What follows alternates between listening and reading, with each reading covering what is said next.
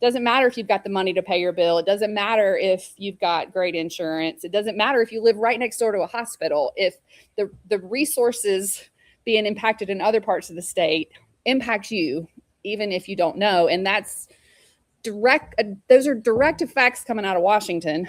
All right, everybody, I'm back with another Throwback Thursday. I have the honor of having Dr. Resch as my guest. She also has a Mississippi beer. We drink the same Mississippi beer. Mississippi Cheers. Queen out of Pittsburgh. Cheers. Yeah, I love it. So first, Dr. Resch, tell her what type of medicine you practice, if you don't mind. Yeah, so I'm trained in internal medicine and then pulmonary and critical care, which is the critical care is like the really sick people in the hospital. And then I also work in the ER at the VA.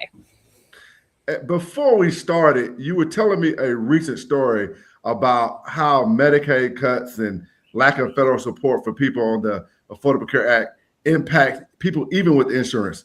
Please share that story with the audience. Yeah, it's really a terrible story.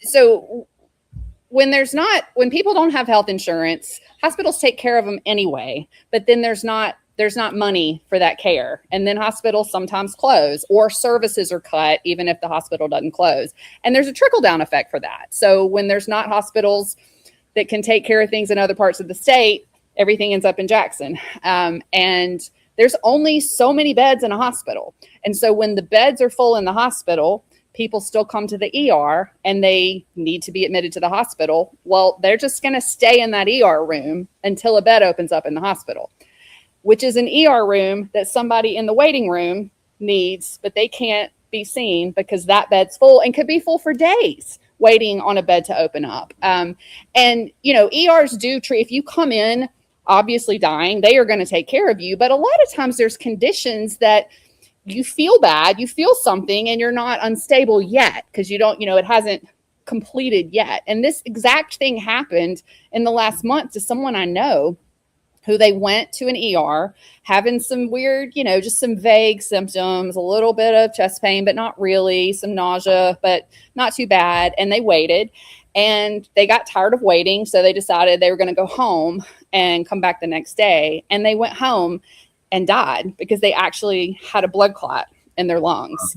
And that's how, that doesn't matter if you've got the money to pay your bill. It doesn't matter if you've got great insurance. It doesn't matter if you live right next door to a hospital. If the resources being impacted in other parts of the state impact you, even if you don't know. And that's those are direct effects coming out of Washington with cutting resources that are already not sufficient to take care of everybody. But now we cut them further with not extending the Affordable Care Act subsidies and the Medicaid cuts that are coming, Medicare cuts that are coming. And those are policies that Cindy Hyde-Smith has been directly responsible for.